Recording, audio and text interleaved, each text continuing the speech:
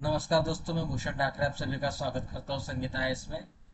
आज हम बात करने वाले हैं कॉन्स्टिट्यूशन के फर्स्ट पार्ट के बारे में। पिछले लेक्चर अगर आपने देखे होंगे तो उसमें हमने बात की थी कॉन्स्टिट्यूशन क्या है, कॉन्स्टिट्यूशन के टाइप्स कौन कौन से हैं, फेडरल तथा यूनिटरी कॉन्स्टिट्यूशन में क्या डिफरेंसेस होते हैं। इन सभी बातों को समझने के बाद अब हम यहाँ से आगे कॉन्स्टिट्यूशन को पार्ट वाइज पार्ट देखेंगे। आज हम फर्स्ट फर्स्ट पार्ट के बारे में चर्चा करेंगे, जिसमें आर्टिकल फर्स्ट से लेकर आर्टिकल फोर्थ तक हम सभी के बारे में जानकारी लेंगे। तो चलिए लेक्चर को स्टार्ट करते हैं। सबसे पहले देखते हैं हम article first. So article first जो है वो हमें बताता है कि India that is Bharat shall be a union of territories. यानी कि फर्स्ट आर्टिकल में भारत के बारे में हमें दो बातें पता चलती है। पहला कि भारत का नाम क्या होगा, और दूसरा भारत का नेचर क्या होगा। यहाँ पर जो शब्द हमने यूज किया है वो है यूनियन ऑफ द स्टेट, जबकि भारतीय संविधान इस प्रकार से बना है कि इसका स्वरूप एक फेडरलिज्म के स्ट्रक्चर पर आधारित होना चाहिए था। तो इसको लेकर संसद भवन में काफी चर्चाएं हुई कि एक तरफ हम एक फेडरल स्ट्रक्चर की गवर्नमेंट को स्टेब्लिश करने का प्रयास कर रहे हैं, और दूसरी तरफ पूरे संविधान में हमने कहीं पे भी फेडरलिज्म का उल्लेख नहीं किया है। तो ये क्या एक विरोधाभास पैदा नहीं करता है? तो तब इसके सवाल के जवाब में डॉक्टर बी आर अम्बेडकर ने इसका आंसर देते हुए कहा था कि देखिए, भारत जो निर्मित हुआ है वो कहीं भी कभी भी अलग अलग राज्यों के करार या एकत्र आने से नहीं बना है, जैसा कि यूएसए से बना था। यूएसए में जब यूएसए को ब्रिटेन से आजादी मिली, जब तब वहां पर 13 कॉलोनीज थी। उन 13 कॉलोनीज ने एक साथ आकर एक एग्रीमेंट किया और उससे United states of America establish किया। तो भारत में तो ऐसा कुछ नहीं था। भारत तो पहले से ही वहीं पर था, एक पॉलिटिकल एंटिटी के रूप में, जिसके ऊपर पूरे समान रूप से ब्रिटिश शासन चल रहा था। और दूसरी बात कि भारत में किसी भी राज्य को भारत के केंद्र से अलग होकर सेपरेट आइडेंटिटी बनाने की इजाजत नहीं होगी। अगर आप फेडरल स्ट्रक्चर की बात करें तो फेडरलिज्म में राज्य और केंद्रों को समान अधिकार होते हैं। अपने अपने अधिकार निश्चित किए होते हैं। राज्यों के लिए राज्य सूची होती है, केंद्र के लिए केंद्र सूची होती है, उन्हीं के ऊपर वो लॉज बना सकते हैं। और राज्यों को यहाँ तक अधिकार होते हैं कि वो केंद्र से अलग हटकर अपने खुद की एक वेगड़ी अलग आइडेंटिटी बना सकते हैं।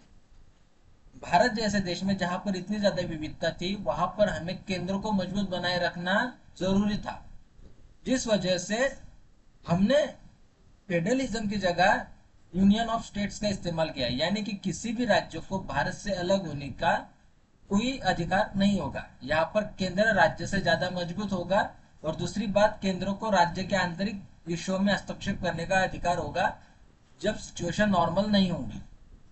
ये एक हो गया। दूसरा, भारत के नाम को लेकर भी संसद में काफी ज्यादा चर्चाई थी। कुछ लोगों का कहना था कि इसका नाम हिंदुस्तान रखा जाए, क्योंकि अभी पाकिस्तान को अलग किया है, तो पाकिस्तान बन चुका है मुसलमानों के लिए, तो अब इसे हिंदुस्तान बना दिया जाए। कुछ लोगों का कहना था कि इंडिया का नाम इंडिया ना होकर आर्यवर्त, जम्बू द्वीप या भारतवर्ष, जो लोग यूएसएसआर से प्रेरित थे उनका कहना था सोशलिस्ट इंडिया रखा जाए, सोशलिस्ट भारत रखा जाए। तो इन सभी चर्चाओं को सुनने के बाद हमारे जो कॉन्स्टिट्यूशन मेकर्स थे वो एक बात पर पहुंचे कि हम मॉडर्निटी के साथ हमारे ट्रेडिशनल नेम को भी एक्सेप्ट करेंगे। इंडिया जो इसके मॉडर्न नेम को डिनोट करता है, और दूसरा भारत जो ऐतिहासिक रूप से भारत के लिए शब्द रहा है। इन दोनों नामों को हमने यूज किया है। सुप्रीम कोर्ट में इसको लेकर काफी विवाद बहुत समय तक होता रहा है। बहुत से लोगों ने याचिका की है सुप्रीम कोर्ट में कि इंडिया नाम चेंज करके सिर्फ भारत देश को पुकारा जाए, लेकिन सुप्रीम कोर्ट उन याचिकाओं को खारिज कर देता है, सुनता नहीं है। सुप्रीम कोर्ट का साफ साफ कहना है कि आपको जो नाम चाहिए आप उस नाम से भारत को पुकार सकते हैं, आप चाहे इंडिया पुकारे या चाहे भारत पुकारे। पिछले में जैसे 4-5 महीने पहले न्यूज़पेपर पढ़ रहा था, तो उसमें मेंशन था कि एक व्यक्ति ने फिर से यही याचिका की कि इंडिया का नाम भारत कर दिया जाए। तो सुप्रीम कोर्ट ने इस याचिका को भी खारिज कर दिया था, ऊपर उस व्यक्ति के ऊपर फाइन भी लगा दिया था। सो और पिछले साल भी इसी साल जब G20 समिट्स भारत में हुई, तो उस समय भी काफी ज्यादा इस नाम को लेकर विवाद हुआ था। लेकिन असल में भारत नाम भी संवैधानिक नाम है, भारत का नाम भी हम इंडिया की जगह यूज कर सकते हैं। तो इंडिया और भारत में कहीं पे भी कोई डिफरेंस नहीं है, आप जहाँ चाहे वहां पर भारत नाम ऑफिशियली यूज कर सकते हैं, ये आपका संवैधानिक अधिकार बन जाता है। तो ये हो गया आर्टिकल फर्स्ट का पहला। आर्टिकल फर्स्ट में क्लॉज 1 कहता है कि Bharat that is India that is Bharat shell be a union of state. Article 1 का क्लॉज 2 कहता है the state and territory shall be specify in the first schedule. तो आर्टिकल 1 के अंदर ही हमने शेड्यूल 1 को भी ऐड किया है संविधान के अंदर। शेड्यूल्स क्या होते हैं? एक्चुअली शेड्यूल्स होते हैं एक्सप्लेनेशन किसी एक आर्टिकल के, जहां पर बहुत ज्यादा या उस आर्टिकल की लंबाई काफी ज्यादा हो जाती है, उस आर्टिकल में काफी ज्यादा इंफॉर्मेशन है, तो उस इंफॉर्मेशन को वहां पर ना रखकर एक सेपरेट शेड्यूल को हम बनाते हैं और उसे संविधान के बाद में ऐड कर देते हैं। जैसे संविधान जब लागू हुआ था तब उसमें 8 ही शेड्यूल्स थे, बाद में जाकर कॉन्स्टिट्यूशन में अमेंडमेंट्स हुए और कुल मिलाकर अब संविधान में 12 शेड्यूल्स बनाए गए हैं। तो आर्टिकल 1 क्लॉज 2 कहता है कि there shall be a schedule जिसमें देश के सभी राज्यों का नाम लिखा होगा और उनके एरियाज को लिखा होगा। जब संविधान लागू हुआ था तब देश में 14 राज्य थे, अब देश में 28 राज्य है। तो जैसे जैसे राज्य बढ़ते गए उन सभी को शेड्यूल 2 में आगे जाकर ऐड किया गया।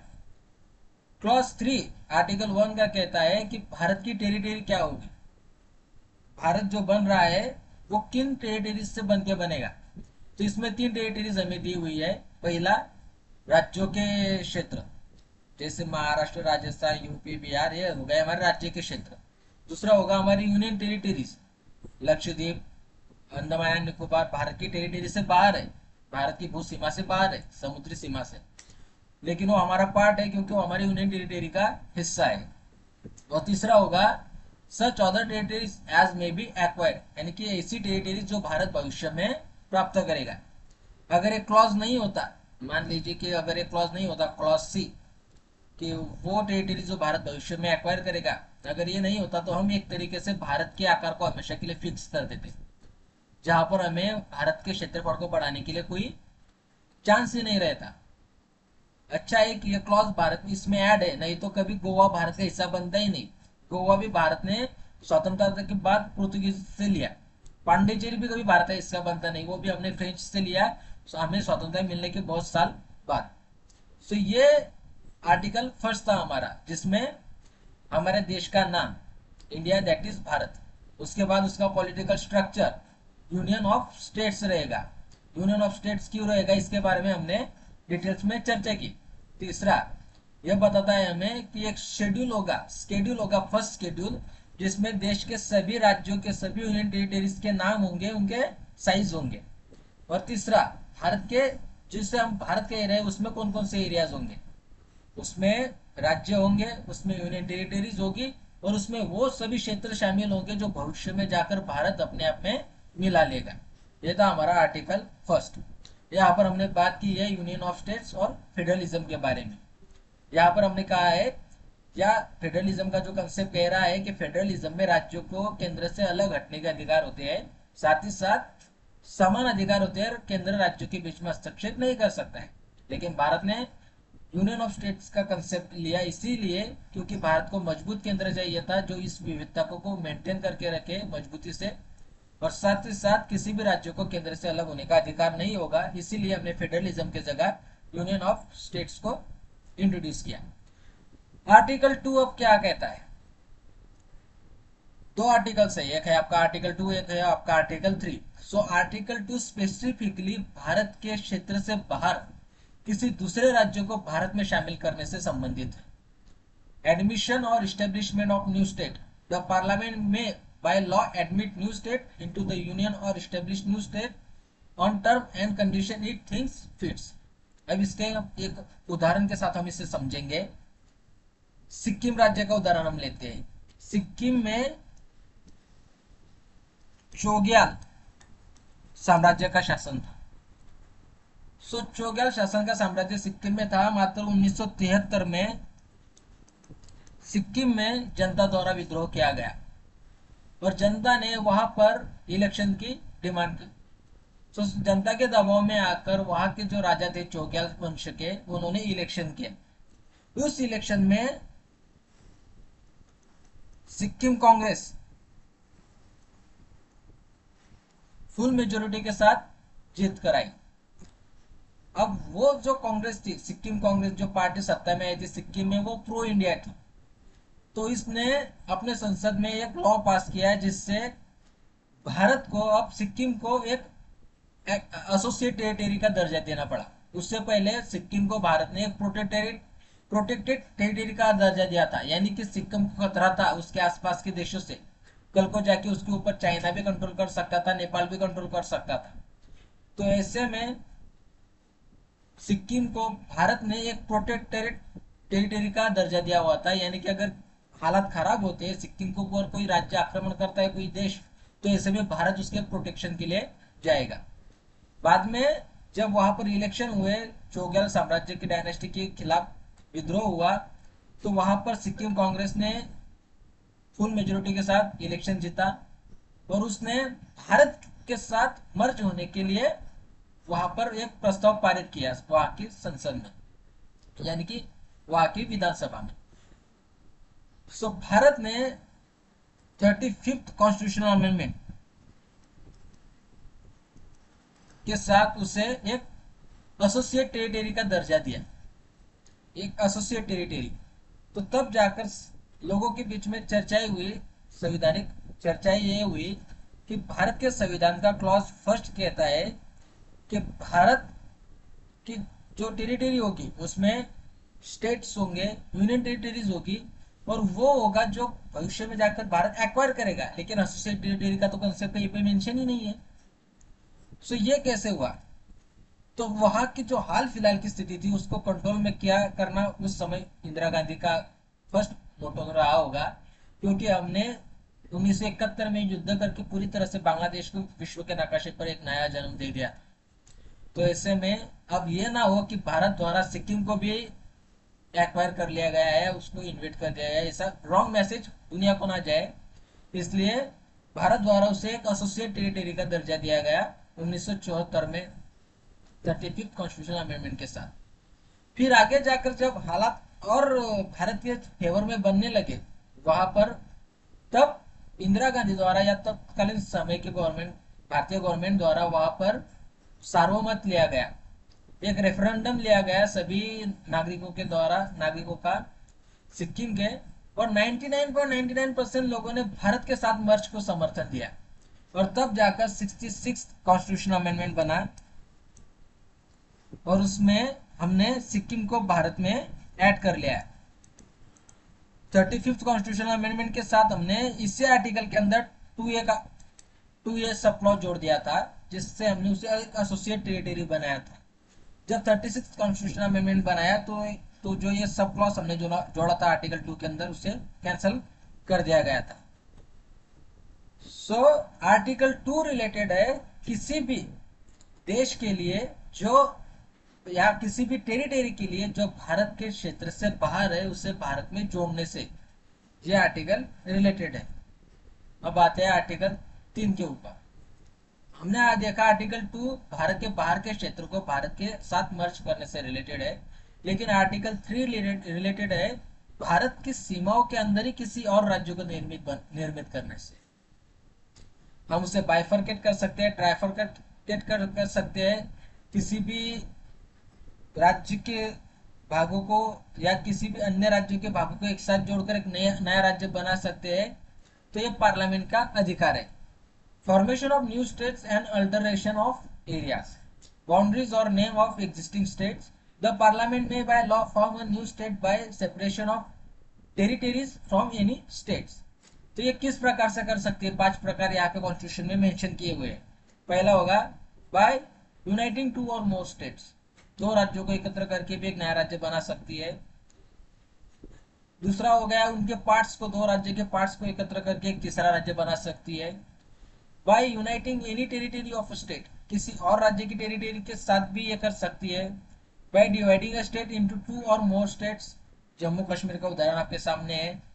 बाय अल्टरिंग द बाउंड्रीज और name of any existing states, किसी भी राज्यों की सीमाओं में बदल कर सकती है। तो एक तरह से भारत विनाशी राज्यों का अविनाशी संघ है, जहां पर राज्यों का कोई परमानेंट ये नहीं है कि कोई भी राज्य परमानेंटली बन गया है। यूएसए में जो 50 राज्य बने वो परमानेंट है, आप उनकी सीमाओं में बदल नहीं कर सकते, बिल्कुल भी नहीं कर सकते। जबकि भारत के साथ ये बात लागू नहीं होती है। यहाँ पर केंद्र को ज्यादा ताकत है, केंद्र मजबूत है। केंद्र अगर चाहे तो किसी भी राज्य को बाइफरकेट कर सकता है, ट्राइफरकेट कर सकता है, किसी भी राज्य के नाम में बदल कर सकता है, उसकी सीमाओं में बदल कर सकता है, और वो भी सिंपल मेजोरिटी के साथ, ना कि पूर्ण बहुमत के साथ। जहां पर आपको अगर पूर्ण बहुमत चाहिए होगा तो संसद की जो टोटल स्ट्रेंथ है उसके 0.5% +1, और जो प्रेजेंट और वोटिंग कर रहा है उसके 2/3 चाहिए। जबकि सिंपल मेजोरिटी में आपको कुल संख्या के सिर्फ 50+1 चाहिए। यहाँ पर आप साफ तरीके से देख सकते हैं कि हम कहते तो फेडरलिज्म है, लेकिन आर्टिकल 3 पूरी तरह से भारत को एक यूनिटरी कॉन्स्टिट्यूशन की तरफ ढकल देता है। ये यहाँ पर एक विरोधाभास तैयार होता है। लेकिन इस आर्टिकल को इंप्लीमेंट करने के लिए संविधान में दो शर्तों को मेंशन किया हुआ है। पहला, अगर केंद्र चाहता है किसी राज्य की सीमाओं में बदल करना, और ऐसा बिल अगर वो केंद्र पार्लियामेंट में इंट्रोड्यूस करना चाहता है, तो ऐसे में सबसे पहले केंद्र को या सरकार को वो बिल राष्ट्रपति को रेफर करना होगा। राष्ट्रपति के पूर्व अनुमति के बाद ही वो उस बिल को संसद में पेश कर सकते हैं। जब केंद्र राष्ट्रपति को वो बिल पूर्व अनुमति के लिए प्रेजेंट करेगा, तब राष्ट्रपति उस बिल को, जिस राज्य से वो बिल रिलेटेड है, उस राज्य की विधानसभा में उनका इस बिल के ऊपर क्या व्यूज है ये जानने के लिए पास करेगा। तो ये दो शर्तें यहाँ पर मेंशन है। पहली, अगर किसी राज्यों को बाइफरकेट करने के लिए केंद्र सरकार बिल ला रही है, उस बिल को राष्ट्रपति को पूर्व परवानगी लेनी होगी ये। और दूसरी, राष्ट्रपति उस बिल को उस राज्य से संबंधित राज्य के पास भेजेगा उस राज्य के व्यूज जानने के लिए। उदाहरण के लिए आप देखिए 2014 में हमने आंध्र प्रदेश को बाइफरकेट किया, तेलंगाना और आंध्र प्रदेश दो नए राज्य बने 2014 में। वहां पर तेलंगाना के लोगों के द्वारा ये दावा किया जा रहा था कि आंध्र प्रदेश की सरकार जो कोस्टल रीजन है वहां पर ही ज्यादा फोकस कर रही है, उन्हीं लोगों को ज्यादा प्राथमिकता देती है, और जो तेलंगाना का हिस्सा है वो पिछड़ रहा है। तो इसको लेकर ऐतिहासिक रूप से बहुत से देर से मांगे उठाई जा रही थी कि अब आंध्र प्रदेश को दो भागों में डिवाइड कर दिया जाए। तो इसको लेकर फिर जब 2014 में पार्लियामेंट द्वारा एक्ट बनाया गया या एक बिल बनाया गया, मसौदा बनाया गया, तो राष्ट्रपति के पास भेजा गया। राष्ट्रपति ने राज्य का व्यू जानने के लिए राज्य के पास भेजा। तब वहां की तेलंगाना के गवर्नमेंट ने यूनानिमसली सभी ने मिलकर इस बिल को खारिज कर दिया कि हमें बाइफरकेशन नहीं चाहिए, हमें एक यूनाइटेड आंध्र प्रदेश ही चाहिए। इस बिल को राष्ट्रपति के पास भेजा गया। राष्ट्रपति ने कहा ठीक है, हमने फॉर्मेलिटी अब कर ली है, इस बिल को फिर से संसद के पास भेज दिया, आप आंध्र प्रदेश को आप डिवाइड कर सकते हैं। यानी कि साफ तरीके से हमें यहाँ पर समझ में आता है कि किसी भी राज्य की सीमाओं में बदल करना केवल और केवल सोलली केंद्र के ऊपर डिपेंड करता है। केंद्र जब चाहे तब किसी भी राज्य को उसकी सीमाओं में, उसके नाम में, उसके साइज में बदल कर सकता है, किसी भी नए राज्य को बना सकता है। राज्य द्वारा दिए गए सुझाव राष्ट्रपति तथा केंद्र के ऊपर बाइंडिंग नहीं होंगे। राज्य जब चाहे तब उसमें बदलाव कर सकता है। उसी प्रकार से हमने जम्मू कश्मीर को भी बाइफरकेट किया है। हालांकि स्वतंत्रता के बाद से 1956 से लेके अब तक केवल ऐसी दो ही उदाहरण है जहां पर राज्यों का स्टेटस छीनकर उन्हें यूनियन टेरिटरी बनाया गया है। राज्यों का स्टेटस छीनकर उन्हें यूनियन टेरिटरी बनाया गया है। 1956 तक दिल्ली एक राज्य का दर्जा था दिल्ली को, फिर बाद में उसे एक यूनियन टेरिटरी बना दिया गया, और 2019 तक जम्मू और कश्मीर एक राज्य का दर्जा था, उसे यूनियन टेरिटरी बनाया गया। हालांकि स्वतंत्रता के बाद से ऐसे बहुत सी यूनियन टेरिटरीज है जिन्हें राज्य का दर्जा दे दिया गया। आपका अरुणाचल प्रदेश, मिजोरम, मणिपुर, बहुत से राज्य है जो पहले यूनियन टेरिटरी थे, बाद में जाकर उन्हें राज्य का दर्जा दे दिया गया। लेकिन केवल दो ऐसे राज्य है, दिल्ली और आपका जम्मू और कश्मीर, जो राज्य का दर्जा छीनकर उन्हें यूनियन टेरिटरी बना दिया गया। तो ये था आपका आर्टिकल 3। आर्टिकल 3 हमें बताता है कि केंद्र किस प्रकार से नए राज्यों को बना सकता है भारत की सीमाओं के बीच में, उनका एरिया में चेंजेस करके, दो राज्यों या तीन राज्यों के एरिया को एक साथ जोड़ के या एक राज्य के एरिया को अलग करके, ये हमें आर्टिकल 3 में बताया गया है। तो राज्य के देश की सीमा के अंतर्गत नया राज्य बनाना होगा तो केंद्र सरकार आर्टिकल 3 का इस्तेमाल करेगी, और देश की सीमा के बाहर के किसी राज्य को भारत से जोड़ना होगा तो केंद्र सरकार आर्टिकल 2 का इस्तेमाल करेगी।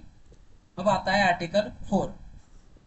Laws made under article 2 and 3 to provide for the amendment for the first and the fourth schedule and supplement incidental and consequential matter। तो ये क्या है? तो देखिए, फर्स्ट शेड्यूल में हमने बात की कि देश के सभी राज्यों का उल्लेख किया हुआ है, उनके एरियाज को वहां पर मेंशन किया हुआ है। उसी प्रकार से शेड्यूल 4 में सभी राज्यों की सीटें कितनी होगी राज्यसभा में उसको मेंशन किया हुआ है। यहाँ पे मैं आपको लिख देता हूं, schedule first, name of states, और शेड्यूल 4 सीट्स इन राज्यसभा। जैसे यूपी की 31 सीटें है राज्यसभा में, महाराष्ट्र की 18 सीटें राज्यसभा में, ये वहां पर मेंशन है। अभी मान लीजिए कि आर्टिकल 2 और आर्टिकल 3 में चेंजेस होते हैं, तो इससे आर्टिकल 4 किस प्रकार से इंपैक्ट होता है। एक उदाहरण लीजिए आप, जब भारत आजाद हुआ, फॉर एग्जाम्पल सिर्फ एक समझने के लिए, जब भारत आजाद हुआ तब भारत में 14 राज्य थे। तो इन 14 राज्यों के नाम आपके फर्स्ट शेड्यूल में मेंशन थे एग्जैक्टली, और साथ ही साथ इन 14 राज्यों की कितनी सीटें होगी वो सीटें आपकी शेड्यूल 4 में मेंशन थी एग्जैक्टली। शेड्यूल 1 में राज्य का नाम और शेड्यूल 4 में उस राज्य की सीटें लोकसभा में। 14 राज्य थे जब भारत आजाद हुआ। फिर आजादी के बाद 1960 में भारत में राज्यों को लैंग्वेज के आधार पर उन्हें अलग अलग बनाया जाना था। अब नए नए राज्य बनने वाले थे। सो 1960 में भारत महाराष्ट्र से गुजरात अलग हुआ एग्जैक्टली। उससे पहले भी आंध्र प्रदेश बन चुका था भाषा के आधार पर हम एक उदाहरण के लिए आपको अच्छे से समझ में इसके लिए बात कर रहे हैं कि 1960 में महाराष्ट्र से गुजरात अलग हुआ एग्जैक्टली। उस समय मान लीजिए कि देश में 14 राज्य थे। अब महाराष्ट्र से गुजरात अलग होने पर देश में कितने राज्य हुए? 15 राज्य हुए एग्जैक्टली। तो 15 राज्य हुए यानी कि एक राज्य भारत में बढ़ गया। तो जो एक राज्य भारत में बढ़ा है उसको हम शेड्यूल 1 में ऐड करेंगे, जहां पर देश के सभी राज्यों को दिया हुआ है उनके नाम और उनकी टेरिटरी को शेड्यूल 1 में उसे ऐड किया जाएगा। अब गुजरात नया बन चुका है तो उसको प्रतिनिधित्व भी देना होगा राज्यसभा में। तो जो राज्यसभा में गुजरात के लिए नई सीटें बनेंगी उन नई सीटों को मेंशन करना होगा शेड्यूल 4 में एग्जैक्टली। उसी प्रकार अगर ये होता है आर्टिकल 3 का इस्तेमाल करके राज्यों को हम बाइफरकेट कर रहे हैं। अब आर्टिकल 2 पे बात करते हैं। हमने सिक्किम को भारत में शामिल किया 36 कॉन्स्टिट्यूशन अमेंडमेंट 1974 में। अब सिक्किम भारत में शामिल हुआ तो भारत का 22वां या 23वां राज्य बना। अब वो नया राज्य बना इसलिए शेड्यूल 1 में उस राज्य का नाम लिखा जाएगा, उसका एरिया लिखा जाएगा। अब उस राज्य को भी राज्यसभा में रिप्रेजेंटेशन देना होगा। एक सीट राज्यसभा की है सिक्किम की, उसके लिए शेड्यूल 4 में उसका नाम लिखना होगा, उसका उस राज्यसभा की सीटें कितनी दी है वो मेंशन करना होगा। तो जब भी आप आर्टिकल 2 या आर्टिकल 3 में चेंजेस करेंगे आपको शेड्यूल 1 और शेड्यूल 4 में चेंजेस करने ही होंगे। तो इसके लिए आप अलग अलग से संविधान संशोधन नहीं लाएंगे। तो आर्टिकल 4 ये कहता है कि जब भी आप आर्टिकल 2 या आर्टिकल 3 के अंतर्गत कॉन्स्टिट्यूशनल अमेंडमेंट करेंगे तो वहां पर उसी के साथ ही शेड्यूल 1 और शेड्यूल 4 यहाँ पर भी चेंजेस किए जाएंगे, वो सप्लीमेंट्री होंगे। यह कहता है हमें आर्टिकल 4। सो ये था आज का हमारा लेक्चर। आई होप आपको ये लेक्चर पसंद आया होगा। यहाँ पर हमने संविधान के part first union and it's territory के बारे में बात की है। पहले आर्टिकल में हमने देखा भारत का नाम क्या होगा तथा इसका नेचर क्या होगा, साथ ही साथ इसकी टेरिटरीज क्या होगी, शेड्यूल्स क्या होंगे, शेड्यूल फर्स्ट और शेड्यूल फोर्थ किससे रिलेटेड होंगे। आर्टिकल 2 में हमने देखा कि नई टेरिटरी को भारत में किस प्रकार से ऐड किया जाएगा। साथ ही साथ आर्टिकल 3 में हमने देखा कि भारत की बाउंड्रीज किस प्रकार से राज्य केंद्र सरकार चेंज कर सकती है, उसकी प्रोसेस क्या रहेगी, कौन से दो शर्तों का पालन करना होगा, राष्ट्रपति की पूर्व परवानगी तथा राष्ट्रपति राज्यों का दृष्टिकोण जानने के लिए उस बिल को भेजेगा। तथा आर्टिकल 4 में हमने देखा कि आर्टिकल 2 और 3 के अंदर अगर आपको चेंजेस करने हैं तो किस प्रकार से आपको सप्लीमेंट्री कॉस्ट की तरह सप्लीमेंट्री के रूप में शेड्यूल 1 और शेड्यूल 4 में भी चेंजेस करने होंगे। तो आई होप आज का ये लेक्चर आपको पसंद आया होगा। अगर आपको ये लेक्चर पसंद आया है तो चैनल को लाइक शेयर और सब्सक्राइब कीजिए। Thank you.